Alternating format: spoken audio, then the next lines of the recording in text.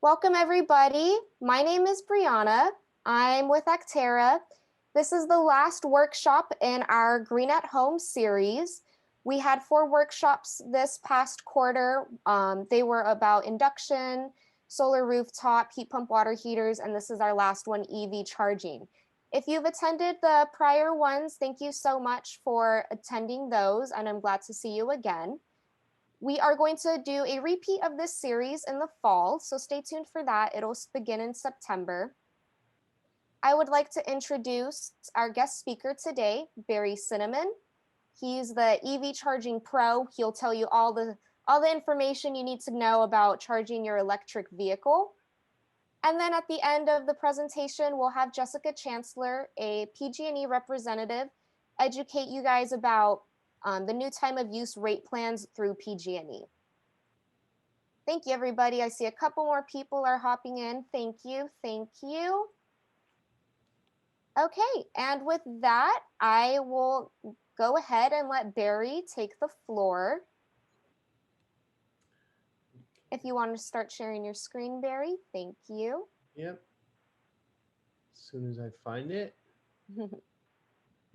And also, we are going to conclude with a Q&A portion at the end of the workshop. If you have any questions in the meantime, please feel free to type them in the chat and we'll revisit them at the end. Okay, Brianna, do you see the EV benefits slide? Yes, we see your screen. Thank you. All right, so it's screen sharing. Well, that's good. Well, thank you very much to Acterra and Brianna for organizing this, and pleased to meet Jessica also. I wouldn't exactly say an EV expert. I've been driving EVs since 2014. I'm on my second EV now, and I'll explain why it's the second. I've had hybrids before, but really, my heart and soul and business background has been in the solar industry since college, actually. It goes back a little bit. And I've also done a lot of work on building electrification, which touches on all the other topics that you mentioned, induction cooktops, and my wife is happy with that. Obviously, solar on the roof, got a couple of heat pumps for hot water and HVAC, and batteries, which is kind of the other thing. But I'm a big electrification fan, just for obvious reasons. As far as EVs, yeah, we hear a lot about it, and there's a little bit of concern about the range anxiety and issues related to that. But I'll just kind of summarize some of the benefits that you might have heard about, but they really become apparent when you start driving an EV regularly. Really quiet, although the EV that I have right now has a button where you can make a little bit of noise. My wife doesn't like it, but they're silent. And they're so quiet, in fact, that there's a DOT regulation that when the car is moving very slowly, it actually makes noise so you don't accidentally hit people in a parking lot. From a performance standpoint, they have instant torque, and that means that you put your foot on the gas and any EV, they almost jump. There's no delay there. And for a variety of reasons, people find them very convenient, extremely convenient in every dimension, actually. Except for some of the fueling issues, which we'll talk about, because that's kind of the key thing that I'm focusing most of this talk on. Much lower maintenance. The first EV that I had was a Chevy Volt. Actually, it was a hybrid, but I drove it on the EV mode most of the time. I put 100,000 miles on it. I changed the engine oil twice. On a full EV like I have right now, it's a Mustang, 0 oil changes needed. So typical EVs, since there's no internal combustion engine, you don't need to change the oil.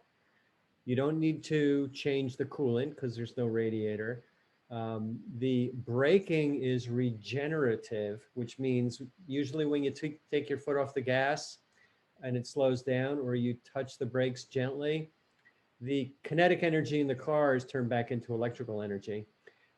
There's no alternator and belts spinning things. Basically, you just have a battery, a bunch of electronics, and 1 or 2 electric motors. So many fewer moving parts. The one big part, and the reason why EVs are still comparably expensive to gas cars is that the battery's quite expensive, but that's coming down rapidly. Other obvious big benefits, that's one of the reasons why we're here, zero emissions when fueled from renewable energy sources.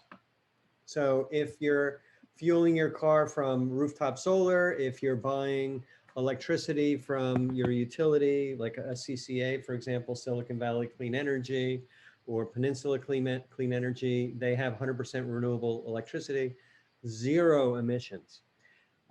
EVs in other parts of the country where they still rely on a lot of natural gas and coal, yes, you're going to have some emissions there, but still fewer emissions than if you were burning gas and certainly diesel. So we're going to talk a little bit more about economics. One of the big economic issues for any vehicle are fuel costs, gasoline and diesel for cars and trucks. And in the case of an EV, the cost for charging it up, that's the electricity. And the fuel costs depend on when you charge, we'll talk about that. They depend on where you charge, and they actually also depend on how you charge. Gasoline costs are about the same too. I mean, I was just driving around today and I saw gas prices ranging from $4.75 and as low as about $3.30. Depending on the gas station you're at. And there's a lot of variability too, depending on what's happening in the Persian Gulf and what's happening with pipelines around the country. A lot of variability there. Quite frankly, just looking back, a lot less variability for EV charging costs. It's just kind of coming down steadily. And the other big benefit of an EV is you probably know that if you get an EV, you can drive your EV in the high occupancy vehicle lane on the highway. And it's really handy when you're commuting. I commute from down in South San Jose up to Los Gatos every day, and I commute on Highway 85, and there's a carpool lane. And I can get on the highway at 7:15 and pretty much no traffic, whereas the right-hand lanes are mobbed. So very interesting thing about Hov Lane Stickers, which I learned. My first EV was a Chevy Volt. I bought it in 2014. The Hov sticker expired at the end of 2018. And actually I moved January 1st, 2019. So if you have to be careful to make sure that you've got a sticker that's good for a long period of time, that you need it. And you may find yourself having to change vehicles, buy a new car when your Hov sticker expires. Probably something that was planned by the state of California so that they get more EVs into the community. And they also make sure that Hov lane doesn't get too mobbed. So right now, if you bought your EV after say before 2017, your carpool sticker is probably expired. So it's just something to keep in mind. Okay, let's see, next slide. All right, so we're going to talk a little bit about EV fuel costs. I'm sorry, there's a lot of data on this, but I'll go through it pretty quickly. The EVs typically have a mileage of between 2.5 and 3 miles per kilowatt of energy. Car might have a mileage of 30 or 40 or 50 miles per gallon. We measure it in terms of miles per kilowatt hour of energy. Kilowatt hour is how you're billed for energy. And there's some variability. Some of the most efficient EVs will be 3. Some of the least efficient will be maybe 2.5 miles per kilowatt hour of energy. So that's the mileage of the car. And then, okay, well, how much is the fuel cost? Well, the fuel cost is really the price you pay for electricity. And there's tremendous variations there. The typical PG&E rate on the average throughout the state is about 30 cents a kilowatt hour. So that works out to be 10 cents a mile. Driving costs 10 cents a mile with an EV if you're buying your electricity to charge your car at kind of the average rate. Jessica's going to enlighten us on this more later. If you charge during off-peak times when electricity is cheaper, I think the current rates right now for the EV rate are about 18 cents a kilowatt hour. which works out to 6 cents a mile. That's better. And if you have your own solar power system and you figure out what the life cycle cost of the electricity is from that, I just like to use round numbers, maybe 10 cents a kilowatt hour. Often it's less. That means your operating costs, your driving costs for the EV are 3 cents a mile. That's pretty good.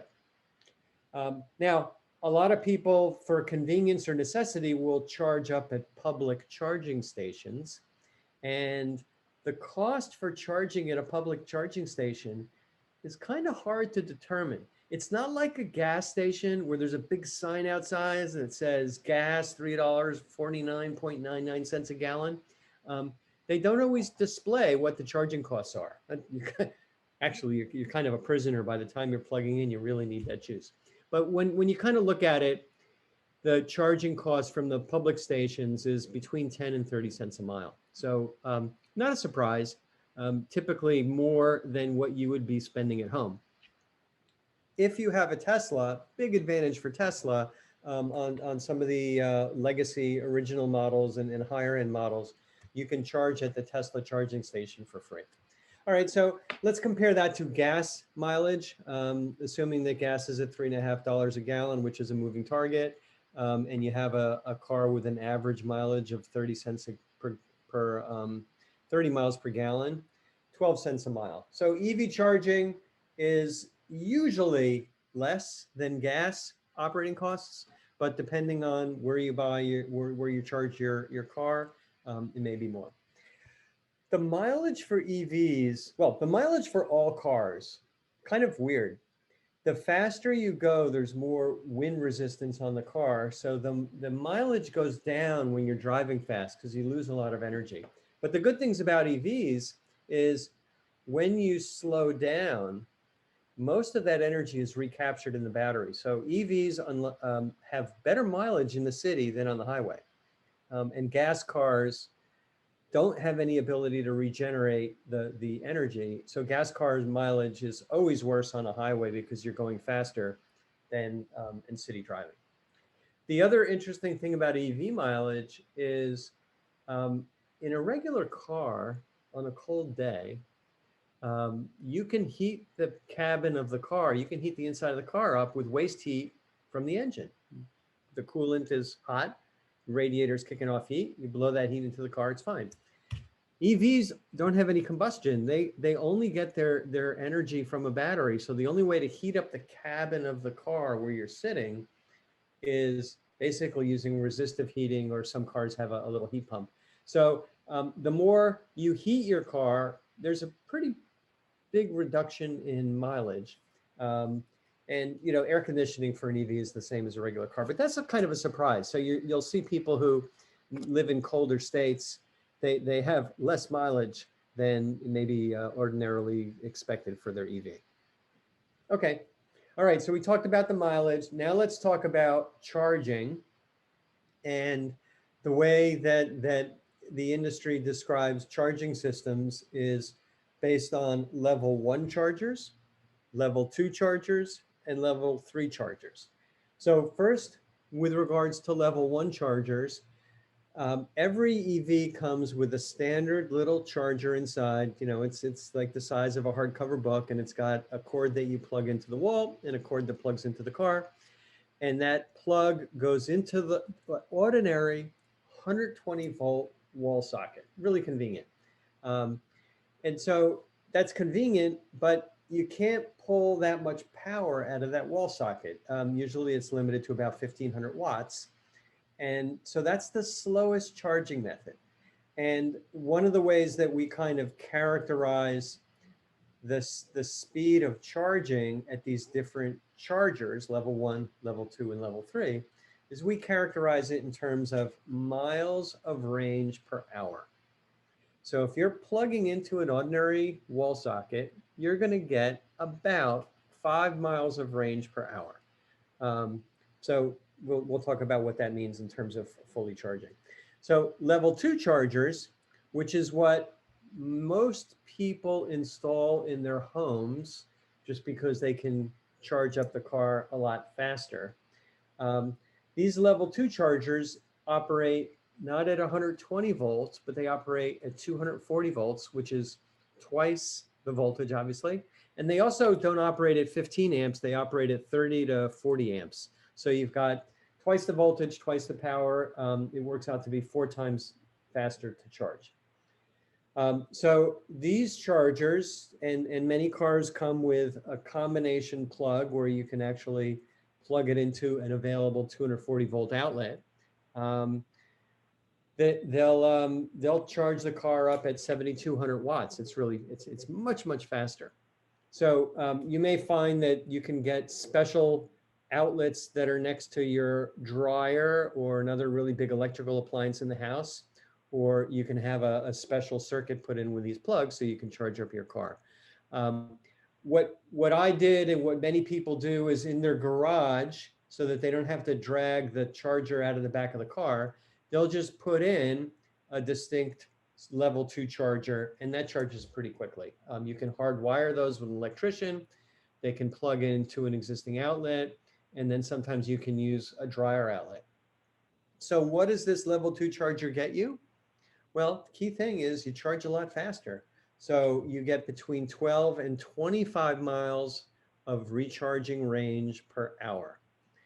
And these chargers are pretty standardized. All EVs, except for Tesla, use a fairly standard connector. It's called the J1772. I don't know why, that's just what it's called. And if you have a Tesla, so that it can be charged from standard EV charger outlets, Teslas also come with an adapter that go between this J1772 connector and the connector that's on your Tesla. It's a little bit different. We'll talk about that more in a minute. So level 1 charging, slow, plugging it at home. Level 2 charging, many chargers, public chargers and home chargers have level 2 charging, 4 times faster. And then the ultimate so far is what's called a level 3 charger. And these can provide, many of the EVs now have batteries that give you 200 to 300 miles of range. So they can charge up that car most of the way in like half an hour. So these chargers are special. They're really expensive to install. So almost nobody installs them at home, but that's what you're going to see in most of these public charging stations. It's a level 3 charger. They, in order to charge faster, they have to operate at a much higher voltage. So these things are running at a voltage of 480 volts, and they operate a much higher current level. Many of these fast chargers convert not from AC, but they charge directly to DC, which is an even better way to charge up your battery in your car because the battery is a DC battery. So public charging networks, we'll talk about that more in a minute. ChargePoint, EVgo, Electrify America, and Tesla. Many of them are installing these fast chargers. Why?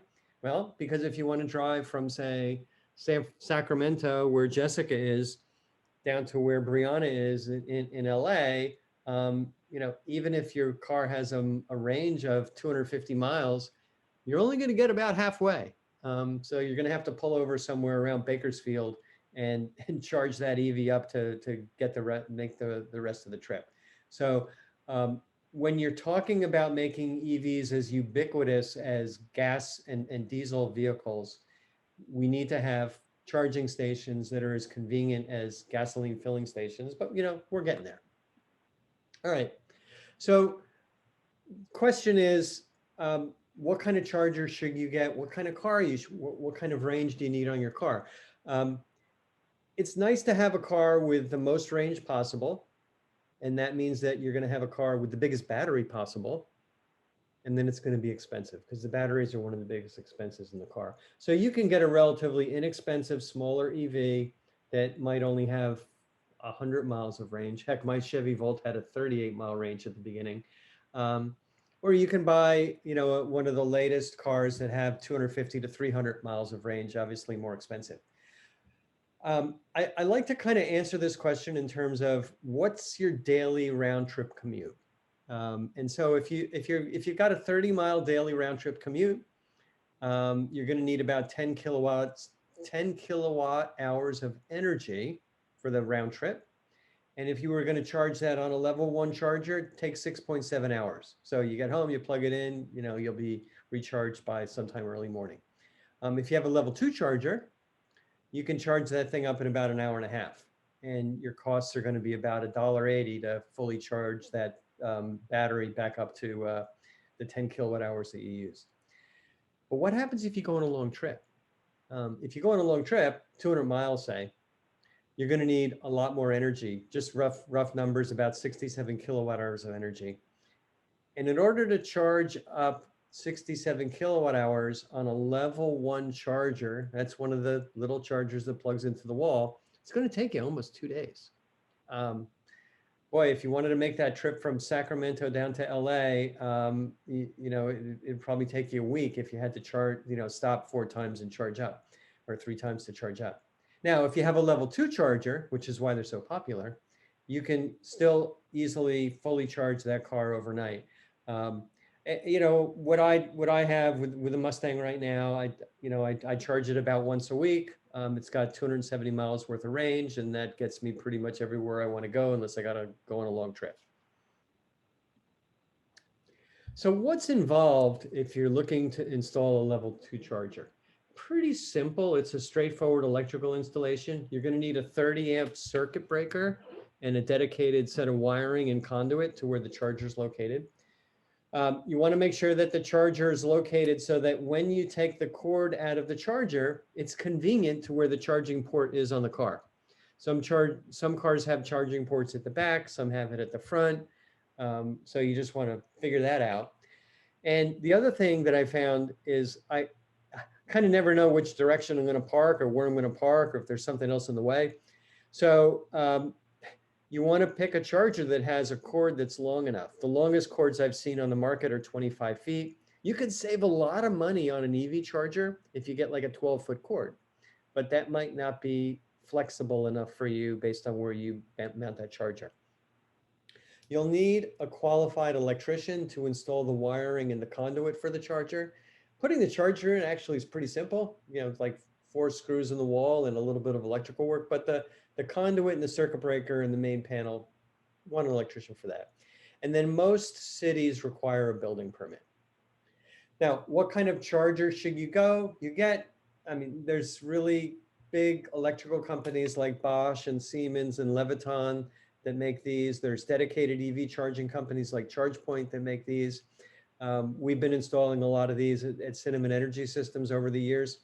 And when I went to Amazon yesterday, just to kind of take a look and see what chargers they recommended, just over the last 2 years, a host of smaller, unknown, probably manufactured overseas brands popped up with chargers. They may work. They're going to be cheaper than some of the others, so that's an option.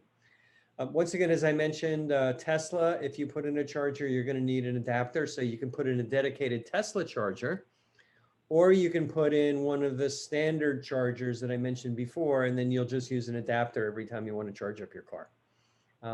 One of our employees here, just to kind of save some money, had a dryer that was in the garage, and they were able to put in a splitter switch that was able to share the electrical outlet for the dryer. That's an option. So charging, we talked about charging at home. We talked a little bit about charging on the road. We'll talk more about that. But really, there's a lot of potential for companies to offer EV charging to their employees. It's like, what could make more sense? It's a great idea. People drive their car to work. They park at work. They plug in to charging stations that are at work. They can top off their charge or fully charge. These charging stations would have some software and authorization so that only authorized people can pull energy out of that charger. Great idea.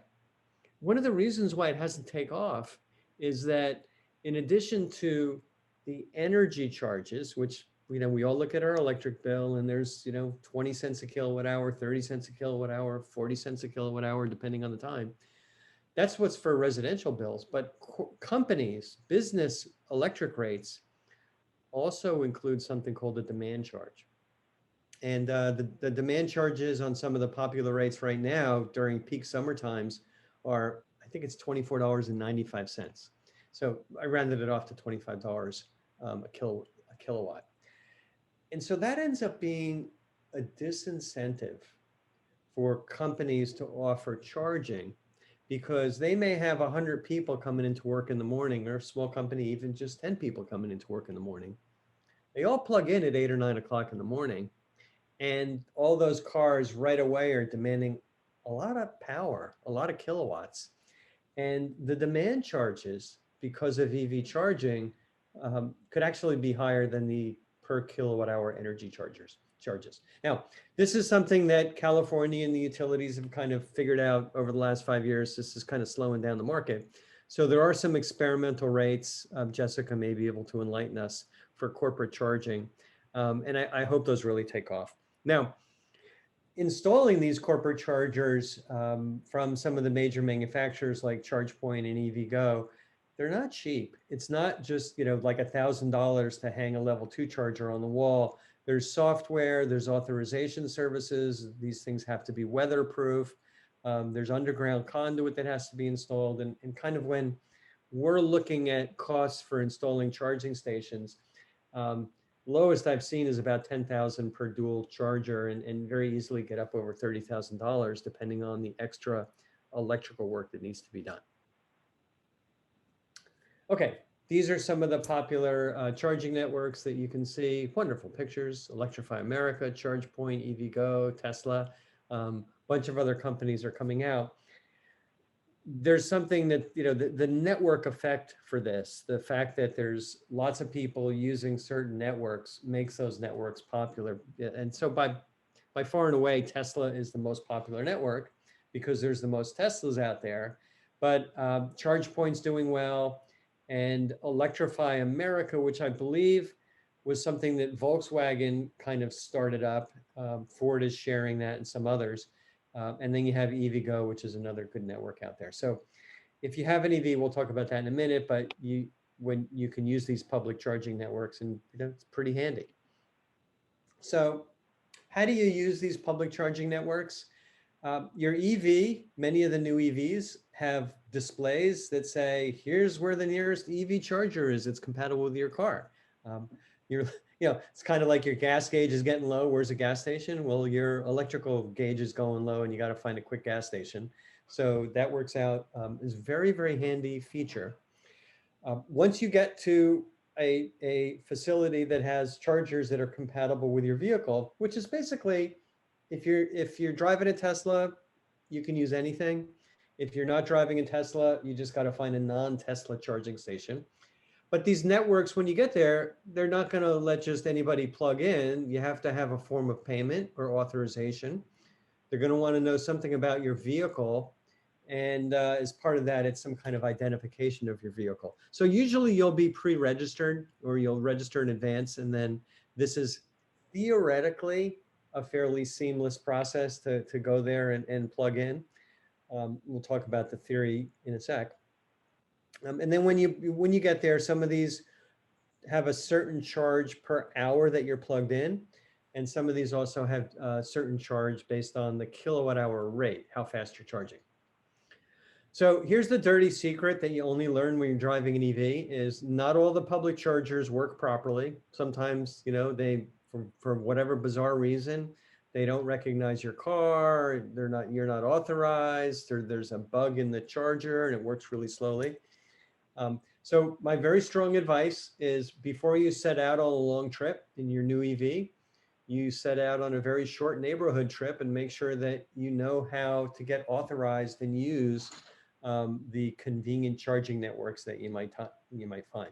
It's kind of like, when the first time you ever drove your car and you pump gas into your car, it's a little bit of stuff to learn about. You'll need a credit card. You'll need to know how to unlock the gas tank, things like that. So just prepare first before you're really desperate for those last 10 kilowatt hours that you need to finish your trip. We talked a little bit about charging compatibility. As I mentioned, Teslas use a proprietary network, and there's an adapter if you want to plug into a standard network. The DC fast chargers that are out there that'll 80% charge your car in 10 or half an hour. They don't work for older model EVs. My Chevy Volt can't charge at a fast DC charger. Also, some EVs use non-standard charging systems, so you're going to want to make sure you have an adapter for that. These standards things, they're going to go away over the next 5 or 10 years. But right now, you just have to be aware of your vehicle, the charging requirements for your vehicle. Level 1 chargers, as I mentioned, there's a limit to the extension cord length. I like 25-foot cords so that, if for some reason somebody's visiting your house and you may be able to get that cord to go outside the garage and plug into the person that's out there. But if you have a shorter extension cord, you're not going to be able to do that. Okay, so this is not just plugging your car in. There are apps that basically everything has an app these days. So that'll give you information about your EV status, the state of charge. It'll tell you what the historic charging costs are. It's very handy to look at. And you may be able to change some settings like the charging speed and other options.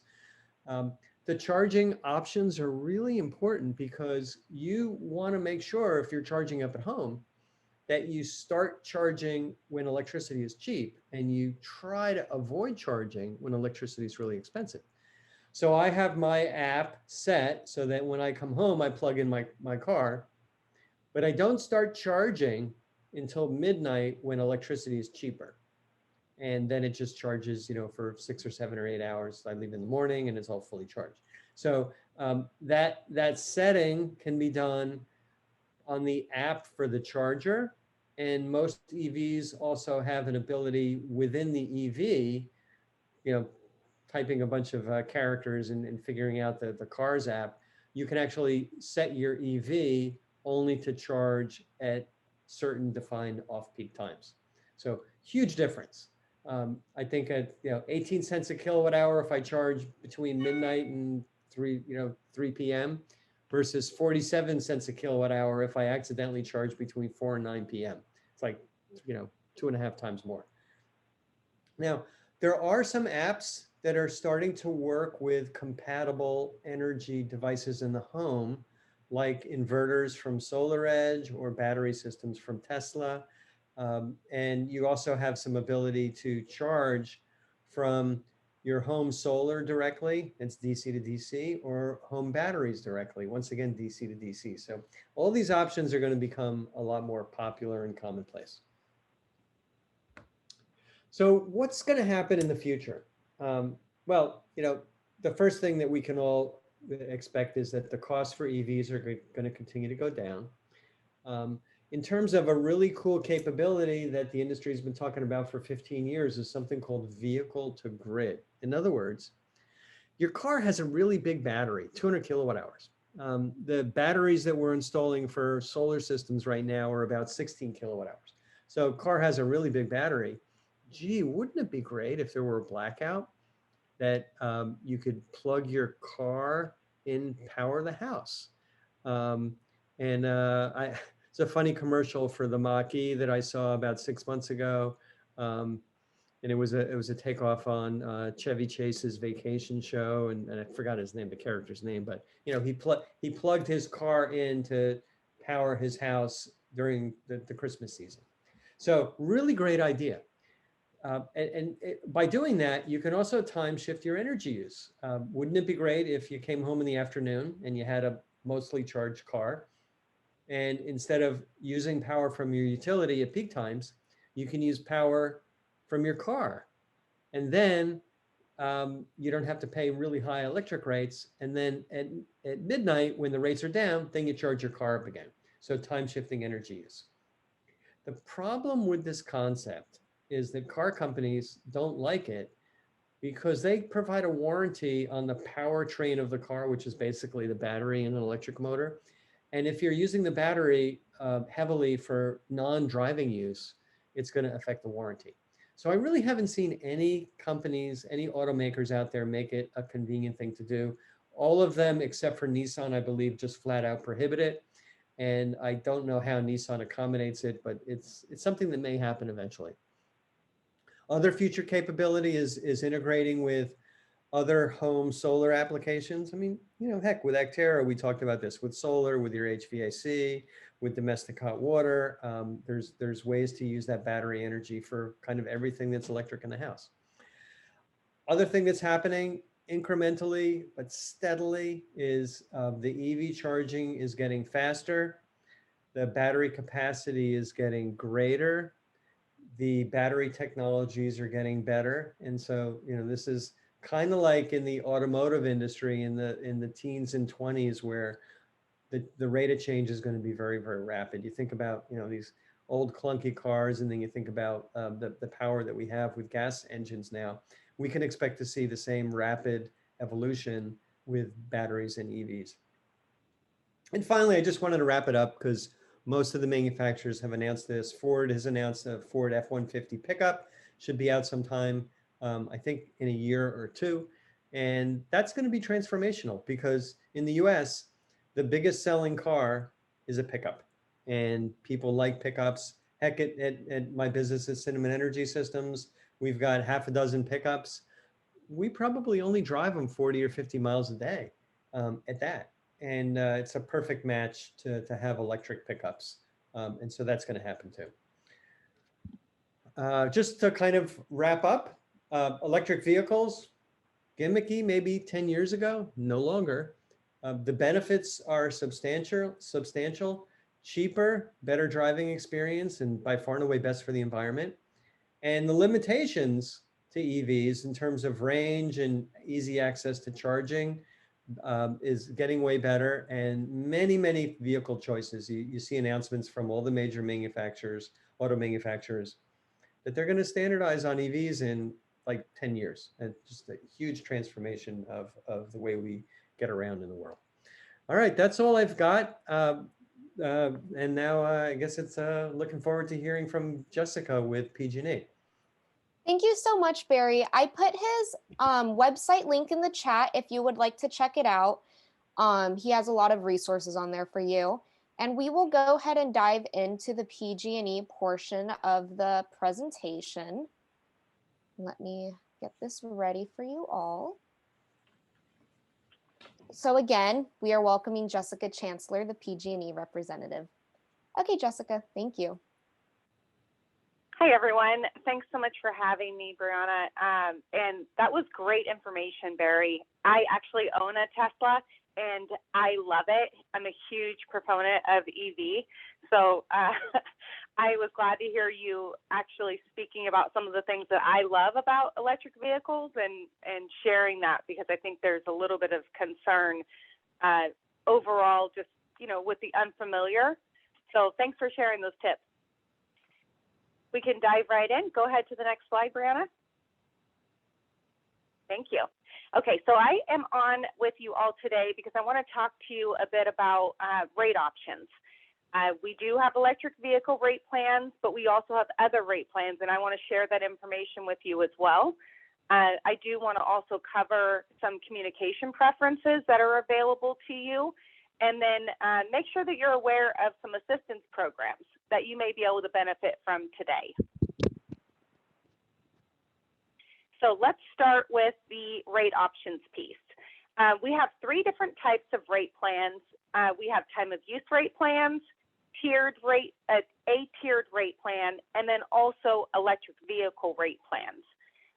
When it comes to time of use rate plans, we have a couple different options available at this time.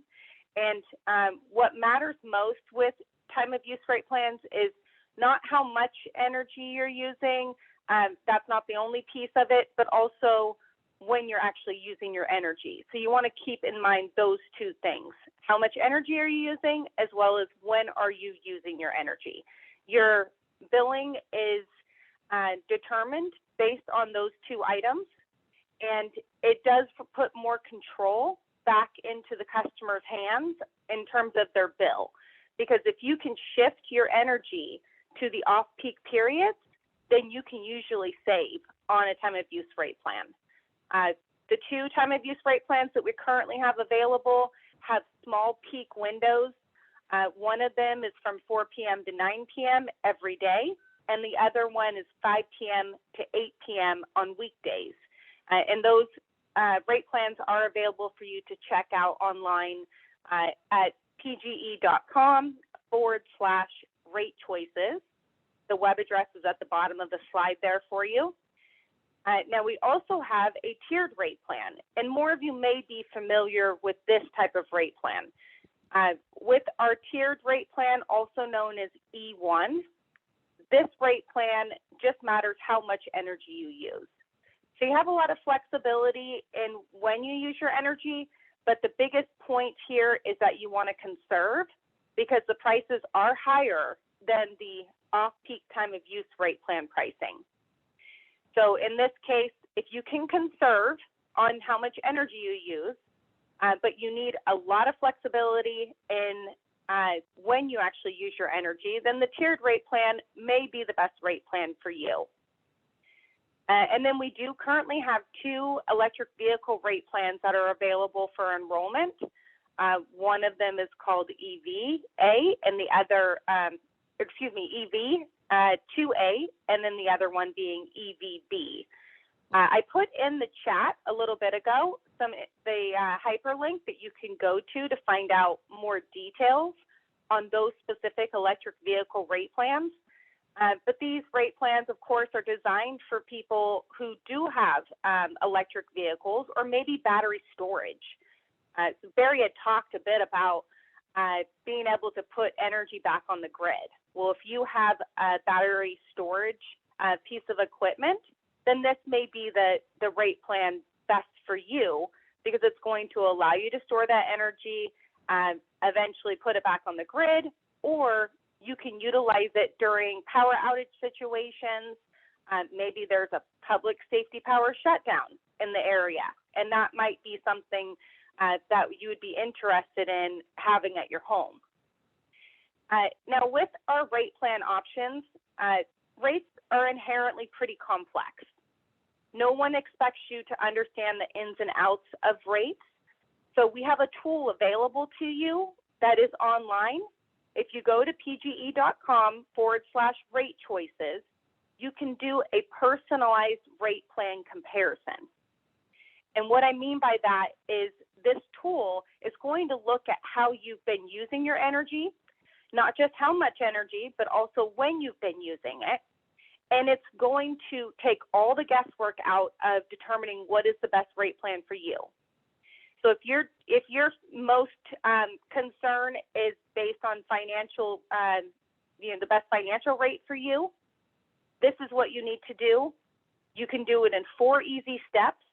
It would take you maybe 5 minutes at most to sign on to your account online, run the rate comparison analysis, and have it tell you what is your estimated annual cost for each eligible rate plan. So how great would that be to save literally $50, $100 or more just by literally selecting the rate plan that works best for you and your household and how you use energy today. And then keep in mind, if you can change the way that you're using energy, change some of those behaviors to either maybe shift or conserve energy, then you can save even more. So definitely encourage you to do that today. Make sure your friends and family are aware as well and allow them to get those benefits. Next slide. Okay, so it's really important for us to have your correct contact information. There's a multitude of different reasons for this. Probably the one that's most common to you is information about your bill or your service, public safety power shutoffs. We want to make sure that we are providing you information as soon as it's available and at the correct contact number that you want to receive it at. In addition to that, if you have a language preference that you would like us to provide that messaging to you, then we would encourage you to change your language preference. You can do that online, or you can give us a call on the contact center. The number is 1-800-743-5000, indicated at the bottom of the slide, and you could go to pge.com. So when you're running your rate analysis today, figuring out if you're on the best rate plan for you, then you can go ahead and update your language preference at that time as well. Okay, we have a few programs that you may be able to benefit from. One of our programs is, or really two of our programs rather, are limited income based. We have CARE or FARA. CARE is California Alternative Rates for Energy, and FARA is Family Electric Rate Assistance. But what this means is that if your income qualifies you, you could be saving at least with CARE 20% on gas and 35% on electricity. And if you don't qualify for CARE, you have a little larger income, but you have a family of 3 or more, you may be able to qualify for FARA. And with that, you can receive an 18% discount on your electricity. So go online to pge.com/CARE FARA and see if you qualify for that assistance today to get those discounts monthly. It makes a huge difference. And then we have an energy savings assistance program. Also, you can find more information about this at pge.com/ESA. And the great thing about this program is that it's income qualified, but the assistance that you receive is on your home to make your home more energy efficient. The idea is the more energy efficient your home is, the more that you will be able to reduce your energy and in turn lower your bill. So if you own or rent your home, you do not have to be an owner. You live in an apartment, that would be potentially qualifying as well. You may be able to get benefits that can help you to reduce how much energy you're using today, and then help to, of course, lower your bill because of that. And then we also have a medical baseline program. And with the medical baseline program, customers can qualify for this by having a qualifying medical condition. Some conditions might be something like the use of a sleep apnea machine, or maybe oxygen, or extra heating or cooling. If you need any of those types of items for a medical related condition, then you may be able to qualify for the medical baseline program. And if you do, what we're going to do is we're going to give you more usage at a lower rate for whatever item that you need, gas or electricity. That would be for your qualifying piece of equipment. And in turn, your bill would be lower because of that as well. In addition, we can also provide you earlier notifications and confirmed notifications for any kind of public safety power shutoff event. So I would encourage you to check that out at pge.com/medical baseline for more information. I can tell you that through COVID, a lot of the restrictions and requirements on these programs have been relaxed. Those restrictions are going to be coming to a close very soon as of June 30th. So I would ask, if you think you might qualify, go online, check it out, apply today when the restrictions are a little bit more relaxed before they're reinstated as of July 1st.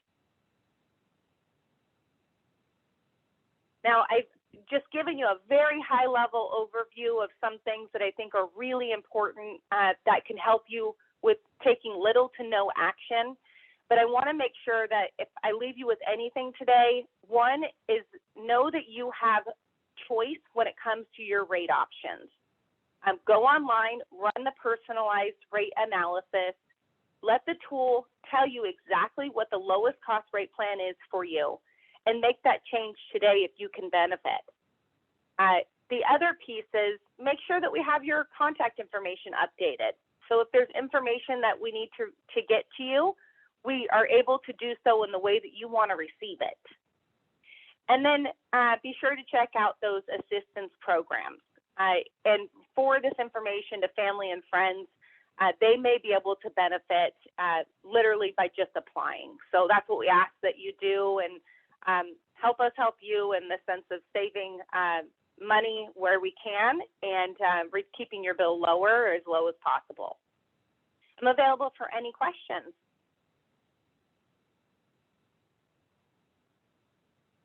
Thank you so much, Jessica. And Barry as well. I want to remind everyone that I did record this presentation. Everyone will be receiving a version to view at home through email. We can go ahead and dive into questions. We have quite a bit. I got a lot of personal direct messages, so let's try to breeze through all of them. And if we are unable to finish your question in time, we can go ahead and email you privately. I have everyone's email with the registration sheet, so don't worry about that. It will be taken care of on our end. But let's go ahead and get started with MT's direct message question. He asked for Barry, how much time would it take an electrician to install a level 2 charger? 2 to 4 hours, question mark. Yeah, it's one of those things that's very difficult to figure out exactly how much time it takes. I mean, 2 hours if it's a very simple job, and it could be 4 to 8 hours if your electric panel is, in one side of the house and you've got to do some tricky wiring. And then surprisingly, this was kind of a jaw dropper for me, but some cities charge a lot of money just for a building permit for an EV charger. I mean, it could be $200 or $300 to get the building permit, and the electrician has to get that permit. So, I would say that the labor costs for installing that level 2 EV charger, somewhere in the neighborhood of $200 to $800, depending on the city and depending on how hard it is to do the wiring. Thank you, Barry. The next question is, how much kilowatt hour does an EV draw from a residential solar system while it's charging? Is it like an appliance at round 1 kilowatt hour? Yeah, it's going to draw about 1.5 kilowatt hours, 1.5 kilowatts every hour.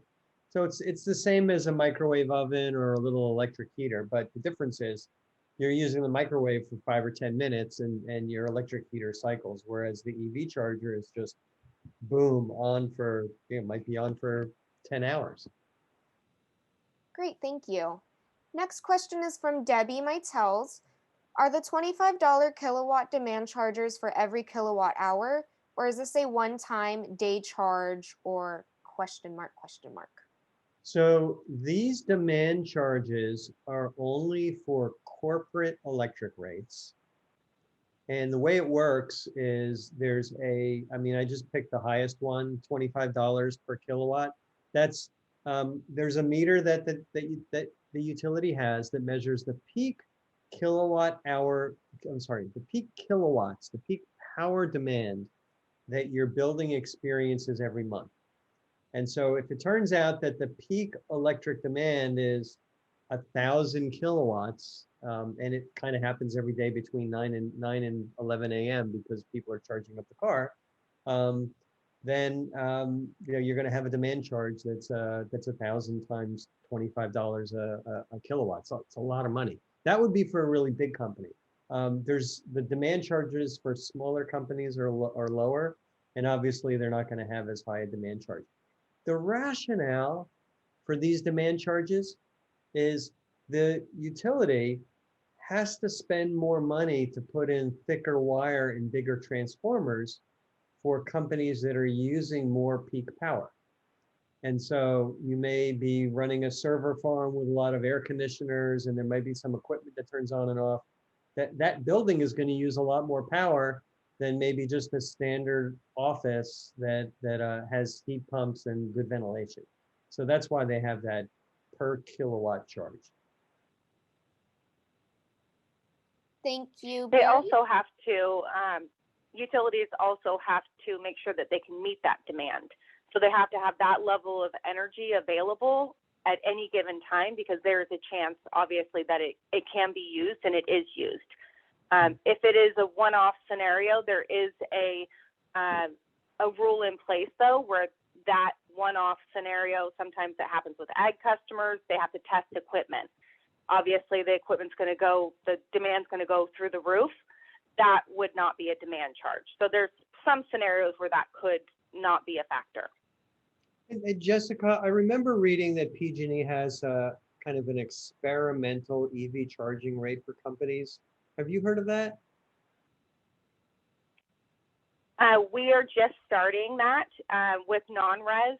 So we would consider non-res anyone other than residential. So that is coming very soon. Okay. Good.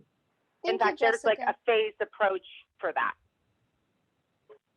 Thank you for explaining that to us, Jessica and Barry.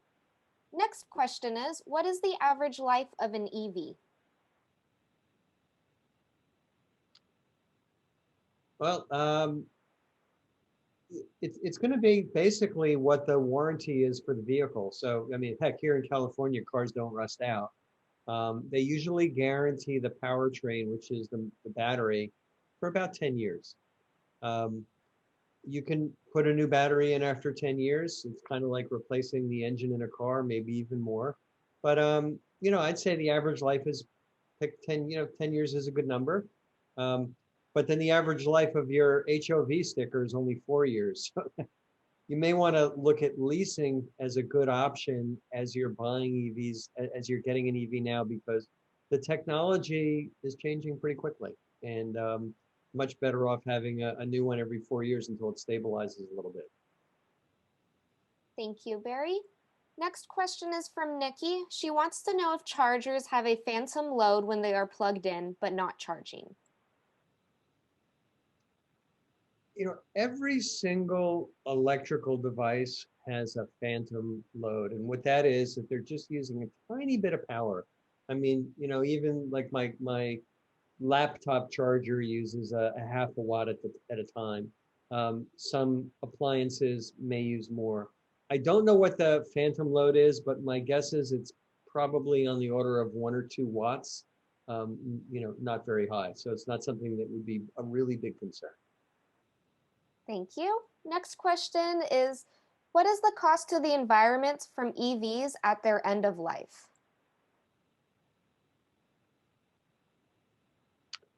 Well, let's just kind of break it down between the metal that's in a regular car, which would be comparable, and then the other big chunk, which could be like half the weight of the vehicle, is the battery. And I'm not really that familiar with what's happening with recycling batteries. I do know that there is a good market for people reusing EV batteries at the end of the battery life for a car. You know, let's say you buy a car, an EV, and it has a 200-mile range. 10 years from now, that range may be down to 75 or 100 miles.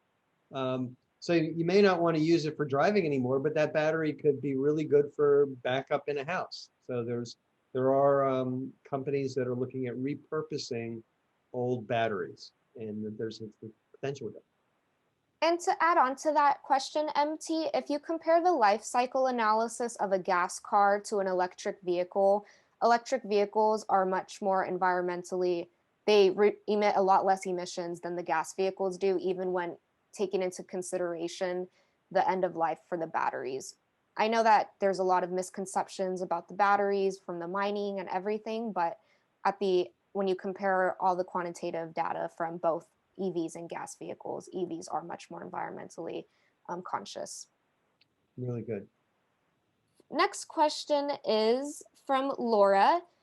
I live in an apartment building and each apartment has a single car garage. My landlord said she'd be willing to install an outlet in my garage so I can charge my Model 3, but it would have to be tied to the building's PG&E meter account, not my apartment's meter. Can you recommend me ways to track my EV charging use so I know how much to reimburse my landlord each month? You know, there was somebody, I guess Lawrence had responded to that. You guys can read about his comments. It's really, really good. But if it, you know, landlords may accept a printout from the EV showing how many kilowatt hours you used as a way to reimburse. That might be a good solution. But you know, this question touches on one of the issues with EVs is that people who live in apartments may not always have access to their own dedicated charger. So it's a good question. And I think this is the last question, or one of the last questions. For Jessica, with a solar system, I was automatically enrolled into the time of use rate. If I get an EV, would I be able to shift to an EV rates plan? You would. There is different types of NEM, net energy metering, or also known as solar accounts. If you have solar from a long time ago, one of the first to install, then that's considered standard NEM, and you can actually choose a tiered rate plan if you would like as well. It sounds like you probably just got your solar, so you're required to have a time of use rate. Electric vehicles actually are time of use rates as well. They're just designed for customers who have electric vehicles. So yes, you would be able to opt for an electric vehicle rate plan. Thank you, Jessica. I know there's so many odds and ends with the rate plans. It's good for us to ask these questions. A lot. And you should know also that if you decide to try a rate plan, you can change your rate plan 2 times a year. So know that if you change it, you still can change it again 2 times within a year. That's good to know. Thank you, Jessica. This question is from Nikki. Is there any disadvantage to use a plug-in level 2 charger? I assume one doesn't need a city permit for that. So really good attempt to get around what some of the permitting requirements are. If you have an existing 240 volt plug socket, you're not going to need a permit for that because you're just going to plug the EV charger right in. If you contact your city and say, I want to install a new 240 volt outlet, they may charge you for that. And I kind of found this out the hard way because as part of the solar systems that we install, we often it's just easy. It costs us like 20 bucks to put in an EV charging outlet, but we put that on one of the permits and the city said, oh, gee, you're putting in an EV charger too. Now it's another 260 bucks. Talk to your electrician and see what he or she is comfortable with. The next question is from Adrian. Is there any concern charging out in the rain? Or I guess Lawrence answered it in the chat. Yeah, and I would say that you definitely want to have an umbrella so you don't get wet. But other than that, everything's grounded and safe, and the power actually doesn't flow through the cords until the circuit links up. So if there's any ground fault from the rain, it won't go on. But yeah, bigger danger is you don't want to catch cold. That's a good question, actually, because rain and electricity, it's a great question. Kiet asked, did the federal government approve Tesla for an additional 7,500 credit for EV cars? For the federal tax credit, it does need to be all new cars in order for you to receive that tax credit.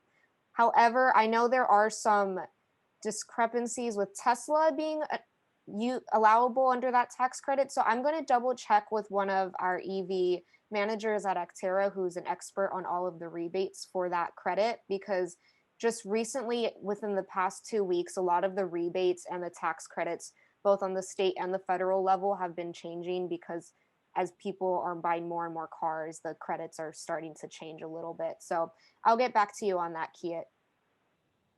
And Nikki asked if the chat comments are in the recording because she can't take notes on all of them. I can include the chat box in the follow-up email that I will send everyone so that you can scroll through. Thank you, Lawrence, for helping out with the chat questions. I know you were in the chat box a lot answering everyone's questions, and so I thank you for that. And again, I would want to give a special thanks to both Barry and Jessica. Jessica has attended all of our past 4 workshops in this Green at Home series, and Barry was kind enough to give us his time about EV charging. Again, we are going to repeat this series in the fall starting September, so stay tuned for that. And please follow Acterra on social medias. We're on Facebook, Instagram, Twitter, and LinkedIn. And if you would want to subscribe to our newsletter, we send out updates about all our events and resources for you. And if you have any personal questions or concerns, please email me. My email is right here, brianna.duarte@acterra.org. And thank you so much, everyone. I know we're a couple minutes over, but I want you to have a great rest of your week. Thank you. And thank you very much to Acterra and Brianna. Agreed. Thank you very much.